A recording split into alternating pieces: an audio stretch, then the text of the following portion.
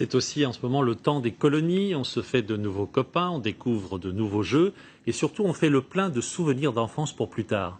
À Champ-du-Bout, dans le Calvados, Alexia Maillère et Xavier Toby se sont glissés parmi 25 enfants pour une seule journée, mais ils y seraient bien restés. Il y a le courrier. Merci. Tiens. Lorsque l'on a entre 6 et 12 ans en colonie de vacances, souvent la réjouissance de la semaine est de recevoir une lettre de ses parents. As-tu beaucoup pêché? Pour les plus grands, il s'agit surtout d'attendre une surprise. La semaine dernière, j'avais déjà attendu, maintenant je l'ai eu cette semaine. Parce que j'avais demandé à avoir des bonbons et voilà, j'en ai eu. Pour les plus petits, le manque se fait parfois ressentir. Lou s'applique depuis plusieurs jours à écrire une lettre pour sa grand-mère. Mais très vite, les 25 enfants retrouvent les joies de la vie en groupe.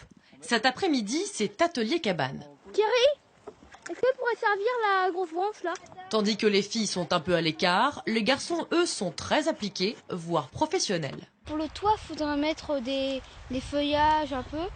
Et pour le sol, il faut mettre de la mousse. On prend des bouts de bois et après on fait comme si on était des architectes.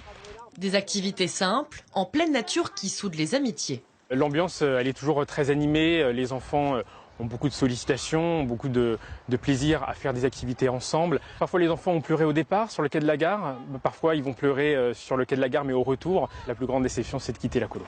Après l'effort, le réconfort, des bananes au chocolat attendent les petits gourmands. Les uns dégustent, les autres s'attardent sur une découverte, une minuscule grenouille surnommée Igor. C'est la première fois que j'en vois une grenouille, mais bon, je fais pas du tout peur.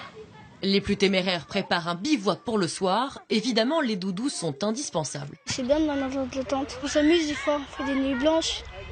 Ah ouais? C'est l'occasion de faire des bêtises? Quoi comme bêtises? Manger des bonbons la nuit.